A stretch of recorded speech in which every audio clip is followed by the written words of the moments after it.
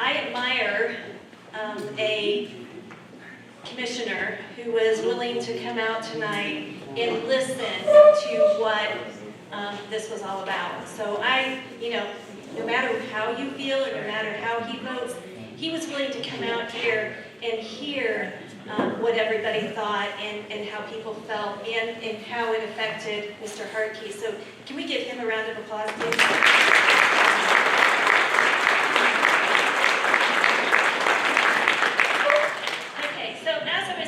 Our next speaker was involved in the Seneca Wind Farm downfall.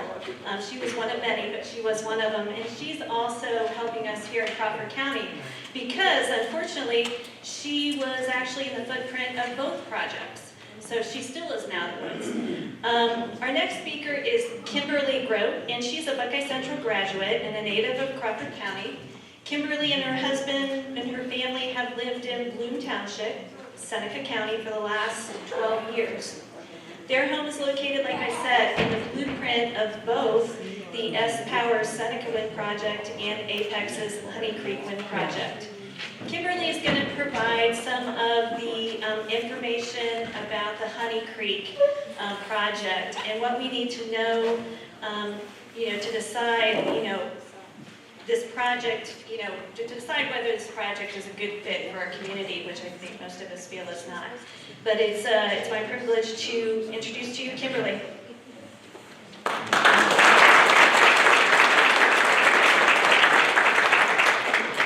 And I will repeat that in Seneca County, I was definitely one out of many, many, many. It definitely was a grassroots effort. And I'm just so grateful to all of my neighbors down there who helped through this. I am, like Lynn said, a native of Crawford County, Buckeye Central graduate, lived in Seneca County now in our current house since 2009. I knew that quite a while ago, almost like a decade ago, I had heard some talk about wind farms being developed, but nothing ever came of that, and I guess I just thought that those projects had been abandoned. And that was until I got the letter that you see up there on the screen. We got that letter from a large Columbus law firm in our mailbox in the spring of 2018. That's what told us that our home was in the footprint of a proposed project called Seneca Wind. That's what really started the journey that has me here in front of you tonight. And I will echo Ted here and say, pray for technology to work. Okay, so far so good. So Apex actually has 3 wind projects in this area. The red and the blue dots that you see on that map are proposed turbine locations for 2 of the other Apex projects, Republic Wind and Emerson Creek Wind. The greenish rectangle down at the bottom is the approximate area that we expect to see the Honey Creek Wind project introduced. At this point, Apex has not yet shared exact turbine locations, so we're not able to put the dots in there. We just can see so far where they appear to be leasing land. On the next slide here, I have actually, again, pray for technology, some audio from the project manager for Honey Creek, Carmen O'Keefe. She met with the county commissioners here in Crawford County and her team. They met with the commissioners in August, and she's going to talk, if this works, about both the size and the location they're looking at for this project. Okay, welcome. And thanks. Yeah, Carmen, that's one of your project updates to share. Sure. Yeah, so, as you guys probably know, our boundary road is very large. Spans over Seneca, a little bit of Wyandotte, primarily Crawford County. So we have been spending time assessing just our boundary and refining it as we go. So we have decided to primarily focus this project on Crawford County. So we just wanted to let you guys know that you will be the main stakeholders of this project. Seneca is not going to be it's going to be no longer involved. I don't know if you have any questions about that. Okay. As you may have heard her say, Apex announced this fall that they decided to take off the Seneca County portion of the project. This project was originally planned to come up right to the border of my home. With that announcement, I'm so relieved that it appears it's going to stay at least about 1.5 miles south of me, up to the county line. When we talk about turbines here in Crawford County, I think almost everybody here in Crawford County probably thinks of the ones on the campus at Windford. Ted kind of gave you some idea of the height that you're looking at. Other Apex projects, those Republic and Emerson Creek, those turbines that they want there range from 600 to 650 feet. Again, we don't know exactly what turbine model they are looking at for Honey Creek, so we don't know an exact number, but I think it's going to be in that same range. If we think about the ones at Windford, they're only 155 feet tall. So you would have to stack 4 of those Windford turbines on top of each other to equal the height of one turbine that Apex is proposing. And our model over here, that little one that Bob's holding up, that is a scale model of the turbines at Windford compared to the height. The one in the back corner is what's going to be here on a height. And the one with the blinking light is a scale 592 foot compared to that.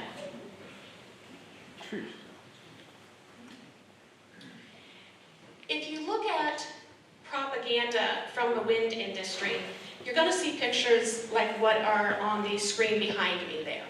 I took those straight off of the Apex Ohio Facebook page. This is another picture from a pro-wind page, pro-wind organization. And when I look at these pictures, what I would ask is, how far are those turbines from the nearest house? 10 miles. I really don't know because I don't see any houses in any of those pictures. If we talk about putting turbines in an area like we live in, here in Crawford County in this part of Ohio, again, Ted, he had some great information. He talked about population density. You're going to see houses. So in our community, if we host a project like this, I think these pictures give a much better idea what we could expect to see. And another thing that we could expect to see, even when it's dark, is a bunch of the blinking red lights, more than just one of them. At some of the meetings Apex has hosted, they have mentioned the Isabella Wind project up in Michigan as a project that would be comparable to what they are planning here for the Honey Creek project. The picture that you see up there is a picture from that Isabella Wind project, taken at night. And we've already had a lot of discussion on setbacks, actually, so I won't dwell on this too long, but as we have already covered, Ohio's current setback, set at the state level, is 1,125 feet from non-participating property lines. That's measured from the tip of the blade when the blade is out at a right angle. The information on the upper part of this page, in the Republic Wind project, Apex filed the turbine manufacturer's safety manual in the docket with the state. Included in that safety manual, you can see what the manufacturer recommends for safety setbacks. In the event of a fire, the manufacturer recommends a setback of over 1,600 feet. And the manufacturer also states that a wind turbine is at high risk from lightning strikes. And during a thunderstorm, they recommend that you leave the wind farm and wait a safe distance, which they state is approximately 1 kilometer. That's over 3,280 feet. And I think it's interesting that that number seems to match pretty closely with what Ted was suggesting would actually be a reasonable setback. The phrase good neighbor agreement has been mentioned here a couple of times already. If I had to guess, I'm sure that some of you in our audience tonight have received the package from Apex encouraging you to perhaps consider signing a good neighbor agreement. The picture that you see on the right, that is a map right from the Honey Creek project. The yellow parcels you see there that are all kind of linked together, those all have the same owner. It's an out-of-state LLC, a Michigan LLC, and obviously that owner is absent. They don't live here in Crawford County. The smaller white parcels in the middle are owner-occupied. So what the developer typically does is approaches the larger landowners first, getting that land leased, and only then do they start to go to the folks who have maybe the smaller owner-occupied parcels, encouraging them to sign that good neighbor agreement. The good neighbor agreements do multiple things. They allow Apex to go even closer to your property than that 1125 setback, and you're also waiving a lot of your rights. The next screen, I have a video here of State Representative Dick Stein. His district includes the area that has the Emerson Creek Wind Farm, and he's going to talk a little bit about some of the issues that have come up with his constituents. In addition, there is common to most legal contracts related to leaseholders a gag order that does not allow them the opportunity to even have a conversation regarding their issues or concerns with the leases that they've already signed. In other words, they're completely shut out of the process. A third example that was given to me in a meeting I had yesterday with some local stakeholders was an example of a young couple who wanted to buy or bought 5 acres of land on the edge of a property that was already leased. And in the process of the transaction and ultimately their intent to build a house on this property, they were not particularly interested in the wind development in their area. They became a vocal opponent of wind development in their area, and then received a letter to cease and desist by the government, by the wind authority, by the wind farm community, and from the entity, Apex in this case, to say that we do not, you don't have the right to have an issue or a conversation to oppose this because you're part of an agreement in this lease opportunity that they were unaware they even were partly responsible to.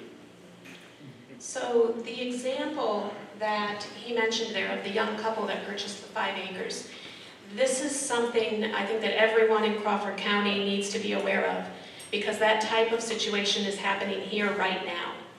What you are looking at on the screen here, the couple of dates that you see up there, these are dates that are associated with a lease to Honey Creek Wind for a parcel here in Crawford County. The document date on the bottom is the date that the lease was signed, February 5th, 2021. The date on the top, the recorded date, that is when Apex finally took that document up to the courthouse and had it filed with the Crawford County Recorder. They waited 10 months to do that. In the middle of that period, in June of 2021, a 4-acre parcel was split off of what was originally leased and sold to another person. I sincerely hope in that case that the seller disclosed that that was subject to a wind lease, but honestly, given the fact that Apex held the lease for 10 months, I don't think it could have come up in any kind of title search that buyer would have done in June. So folks here in Crawford County, need to be very, very aware of this and definitely do your homework and know what you're buying if you're looking to buy property. I'm going to move fairly quickly through the next couple slides. I had to put a couple examples of shadow flicker up here. You heard Ted mention that, and yeah, I don't think that'd be very pleasant. There's been plenty of talk already on property values, but I will just point out Apex and many other wind developers frequently rely on a 2013 study by the Berkeley Laboratory to support their claim that there would be no impact on property values. What this slide is basically just kind of showing the numbers, and if you really dig into those numbers, you realize that over 97% of the sales in that study were for homes that were more than a mile away from any turbine. And I mean, to me, if you dominate your study with homes that far away, well, it probably won't show that there was that much of an impact. Buried within the study, on page 23, is this little tidbit. Homes located within 1 mile of turbines had lower sale prices than homes farther away. And I think that's pretty much common sense, I would say. I borrowed this slide from a group up in Michigan, but I just really like it because I think it sums that property value question up pretty succinctly. This is one that I included in here because this is something that I was initially unaware of, but when development like this comes into a county, what other areas have seen is that there is an increase in attention to that area from foreign investors. This is an NPR article, and it actually calls out the northwestern corner of Ohio, noting that companies from the Netherlands alone have purchased 64,000 acres for wind farms in this northwestern part of the state. So I think if we think about bringing development like this into Crawford County, we need to be aware that, you know, we may be drawing attention from those foreign investors here in Crawford County as well. It feels like we've been talking a long time tonight, but there are just so many other facets of this that we just don't have time to get into tonight. I really encourage everybody to do some research on this. If you have questions, there's a lot of us that will be around here tonight afterward. If you're really interested in the wildlife or a particular other topic, let us know, and if we have the information, we'll do our best. But I want to make sure I get to really, so what can you do here in Crawford County if you're not thinking that this sounds like a good fit? The good news is that you have a lot more options available to you now than what your neighbors had in Seneca or in Erie County or Huron County. And that is because of Senate Bill 52. This Senate bill was co-sponsored by Senator Bill Reineke. The whole point of the legislation is to allow for some local decision-making regarding the siting of industrial-scale wind and solar projects. The bill was just passed last summer. It went into effect in October. It does multiple things, but I'm only going to really focus here on two of those.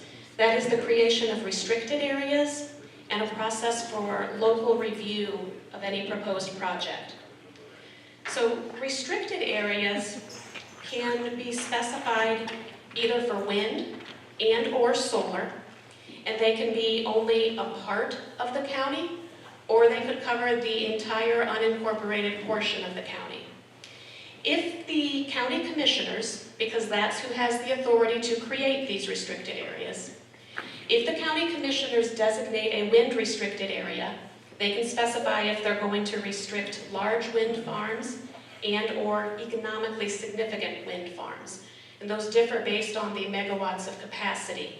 But both, we're talking about the truly large scale farms, the ones that cover, in the case of wind, tens of thousands of acres and impact so many local residents. I also want to point out that the purpose of this legislation was not to completely prohibit renewable energy. And even if your county commissioners do create a restricted area for wind in Crawford County, you could still have some renewable wind. The smaller things, like the turbines that you see out at Winford Schools, would still be permissible. They are under the megawatt capacity that falls under Senate Bill 52.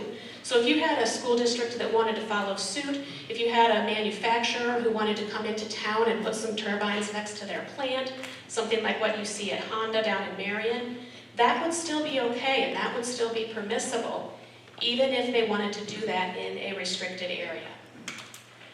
Solar works the same way. Again, the county commissioners can designate restricted areas prohibiting large solar facilities. These are the facilities that cover significant amounts of land, thousands of acres potentially, but folks could still put a solar array on the roof of their house or their barn if they wanted to, or a small solar array on their own property. That would still be permissible. And we already got this question here tonight. This was perfect, because I was going to say it's a question that comes up. Do we get to vote on this? Prior to Senate Bill 52, the answer was a flat no. You don't get to vote on this. And that's part of why Senate Bill 52 was so necessary. The way that that bill passed in the end, the answer to the question is now maybe. If your county commissioners do designate a restricted area, it could possibly come up for a vote. Because if your county commissioners take that step and your community disagrees, and you say, you know what, we got all the knowledge and we still think it's a good fit here, then the folks here in Crawford County could collect signatures to get that on the ballot for a referendum vote. However, if the county commissioners do not designate a restricted area, then you do not have any option to get that on the ballot for a referendum. If that's where you wind up in Crawford County, that there is no restricted zone set up, then developers are able to plan a project. And a second part of Senate Bill 52 requires that the developer would have to have a meeting with the county commissioners and township trustees between 90 and 300 days before they would file the application for that project with the state. Now, Apex kind of seems to be sort of like slowly shifting the timeline for Honey Creek a little bit further back and a little bit further back. So it's hard to say for sure, but I think it is quite likely they could be within that window right now. So, I think it's very possible Apex could set up that meeting with your local officials potentially any time. At that meeting, the developer has to share with those local officials some pretty basic information about the project. And at that time, the county commissioners have 90 days to choose from 3 options. First, they can look at the proposed project and say, this is not a good fit, we want to prohibit the project, and it would end there. Second, the commissioners could look at the project and say, we're okay with it going forward in these areas, but we're going to deny it in certain other areas. So that would shrink the footprint of the project, basically, but still let it go forward in some areas. And the third option, the commissioners could take no action. If that is the route that they go, after 90 days, that is considered local approval, and at that point, the developer could go ahead and proceed to file their application with the state. When you file with the state, the Ohio Power Siting Board, this is their application process flowchart. And I will point out, prior to Senate Bill 52, this was the only option. This is what the folks in Seneca County, Erie County, and Huron County, you jump straight into this because this is all there was.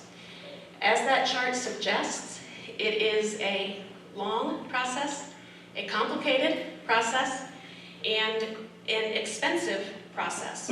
Because if you have the right to participate, you have to live within the footprint in order to have that right. You still have to pay attorney fees, you have to pay expert witness fees if you're really going to effectively participate in this process. I want to talk now a little bit about, now that county commissioners have the ability to create these restricted areas, what are some of the things that you here in Crawford County might want to think about when you think about whether or not you want to have some restricted areas here? The first thing I want to talk about, and this kind of came up in a question too, is karst. Karst is a porous type of rock that promotes water movement.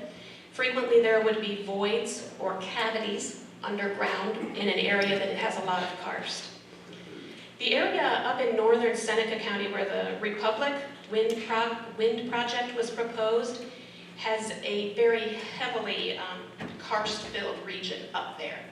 And that is actually one of the reasons that the Ohio Power Siting Board denied the certificate for that project. That project is the first and only time the state has ever denied a certificate for a wind farm. Like I said, karst was one of the reasons. This comes straight from that decision by the state. They state that it was proposed on a unique terrain consisting of karst formations, and of particular concern, most residents in the area rely on private wells for potable water, and evidence suggests that disruptions in the karst formations has the potential to quickly and detrimentally affect those wells. Now, you might wonder why I'm reading you something from Republic Wind when that's several miles away from here. I promise it does tie into Crawford County. Anybody in this room remember several years ago when State Route 19 north of Likens was closed and it was closed for over a year. I see some heads shaking. It interrupted my drive to work for over a year, so I remember it very well. Anybody want to guess what the reason for that road closure was? Yeah, sinkhole. Karst, basically. I filed a public record request with the State Department of Transportation asking for documentation relating to that road closure. And part of what I was provided with included the quote that you see up here. The geotechnical engineering report that was created stated that the localized void that caused that road closure is part of a karstic subsurface drainage system that covers a much larger area. I think this is something, now that your county commissioners have the ability to create these restricted areas, this is definitely something that you need to keep in mind. I honestly feel even if every resident in Lycans Township would want to welcome this type of development, because of this, that area definitely should be restricted from industrial scale wind. That's not the only thing that I think you have to keep in mind. Would your county want to use restricted areas to protect your county parks, nature preserves, schools? Do you want to consider using a restricted area to protect the airspace around your airport? Or if you have any private airstrips here in Crawford County? And, those are sort of position specific things that you might want to look at, but I would encourage you even beyond that to think about, the larger county-wide issues. Would hosting these projects promote Crawford County's long-term goals? I pulled this slide from the recently released Crawford 2030 vision, and I just want to read a couple of the goals that 2030 vision has in mind for this community. It states Crawford County wants to attract young families and professionals to live, work, and play in Crawford County, to create a safe and healthy environment for everyone in Crawford County, and to slow and reverse the rate of population decline. I do not think if those are the county's goals, that covering half the county in an industrial wind development is going to help you meet those goals.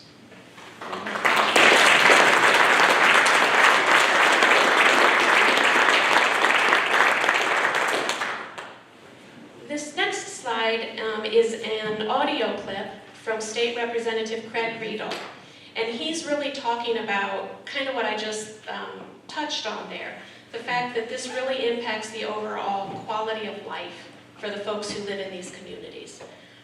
Representative Riedel's district, I want to point out, includes the counties in Ohio that have seen the most wind development, Paulding and Van Wert areas.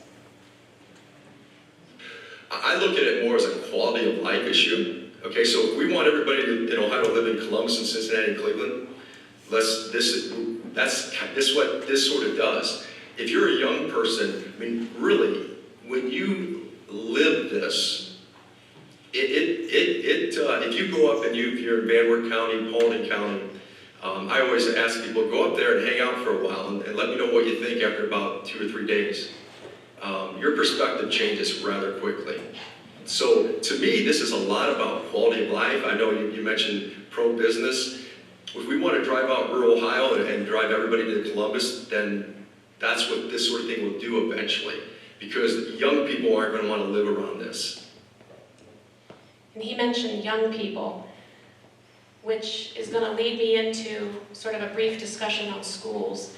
Because one of the things that developers frequently point out is that communities that host this type of development, it brings increased tax revenue to the local schools.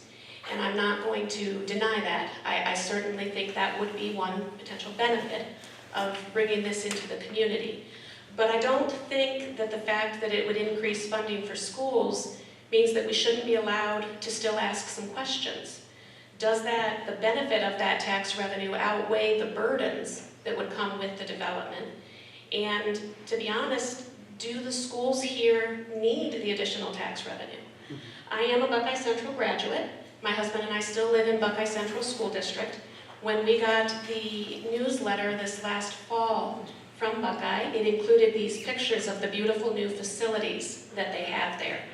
And it stated right in the newsletter that those new facilities will be completely paid for in a few months' time. And meanwhile, they're in the same community. This is the first year that St. Bernard does not have any students being educated there. The school has closed.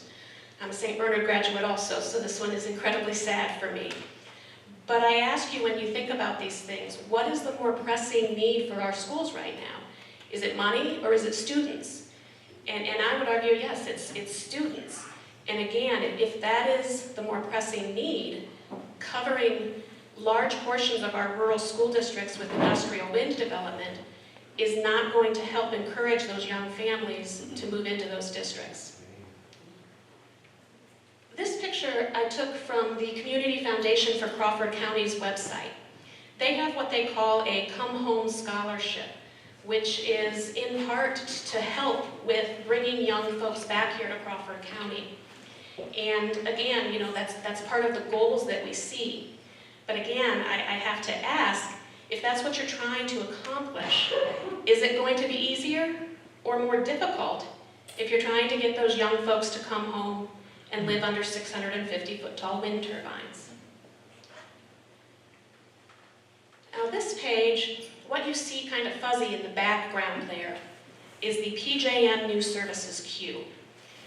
When a developer wants to begin working on a project, one of the first things they have to do is get permission to connect the project to the grid. That is what the New Services queue is. And one of the reasons that Senate Bill 52 is so critically important, and why it's important for your county commissioners and your community to be proactive on these discussions, is because Honey Creek Wind and the solar project south of New Washington, those are the tip of the iceberg. A couple weeks ago, as I was putting this together, I went on to the New Services queue. I looked up Crawford County, and I looked up the 6 counties that are immediately surrounding Crawford. In those 7 counties alone, there are 34 active cases in that New Services queue. The one here in Crawford County that really drew my attention is a 400 megawatt application for a solar project. That's a project different from the one at New Washington. The one at New Washington is 117 megawatts. So other than that, you've also got a 400 megawatt solar project that some developer is working on. I want to go back to Representative Riedel here. Kind of his comments in this section, I think, really summarize some of the points that I've been trying to make here tonight in perhaps a better way than I could say it myself. Again, I'm going to go back to me, live in this, I live in that district where most of the wind development has occurred in Ohio. This, again, is more of a quality of life issue. So those folks back there, they know, they understand the numbers. They get it. They can add up the numbers. They know there's a benefit, there's a windfall, you might say, from a tax perspective. But I'm telling you, having conversations with back home with those folks, they don't care. They're fine. It's more important to them. Their quality of life is more important than that tax revenue to a lot of those folks. And I think, that kind of sums it up right there. No matter who rolls into town with a bag of money, people still want to live in a quiet, peaceful, rural area first and foremost. The picture that you see up there, that's the view out my kitchen window. If Honey Creek had continued to keep the portion that went up into Seneca County, that view would have been dotted with Honey Creek wind turbines. I cannot tell you how much relief I feel to know that at this point for me, they're now going to be at least 1.5 miles away. Before I do close, want to touch on one last thing. And that is that I know this can be a very contentious topic. It is not my intent, nor the intent of the organization that set this meeting up tonight, to contribute to any kind of community division. But we do think it's important that everyone in the community is aware of what's being planned and that as a community you engage in open and respectful conversations so that your local officials have the information they need to know whether or not your county really wants to welcome this. I want to point out that when developers come into a community, they typically approach the larger landowners first. And so when those folks are approached, if there's concern within the community or if there's opposition, it's usually not visible yet at that time. So, once those folks have signed those leases, even if they did have reservations later, it's too late. I do not believe when a land agent knocks on someone's door that the person's first response is, oh, I've been looking for a way to make my neighbor mad at me, where do I sign? I don't think that for an instant. So I know that this can be a contentious topic, but I just would encourage you, try not to let it cause any more division in your community than it really has to. Try to minimize that if you can, and just be respectful and kind as you have those conversations. So, what can you do? Get a yard sign. We've got some in the back here. I know you might need to keep it in the garage for a few weeks before you can put it in your yard, given our weather, but that is such a great way to raise awareness within the community. Sign up for email updates. We had some sign-in sheets moving around the room. If you didn't sign those yet, make sure you do that before you leave tonight. If you're on Facebook, I would encourage you to check out Seneca Anti-Wind Union's Facebook page. They've been following this project because it was originally planned to come into Seneca County. And I'm excited to announce, I think there's going to be a Crawford Anti-Wind page coming soon, so you can watch for that. It's up. It's up? Oh, hey, it's there already, so check that out. And again, you need to communicate. Let your township trustees, let your county commissioners know how you feel about this. Under Senate Bill 52, it is the county commissioners that ultimately have the authority to take some steps that could stop this from coming into your community. But they need to know how you feel. We do also tonight have some petitions that are township specific. So find the petition for your township.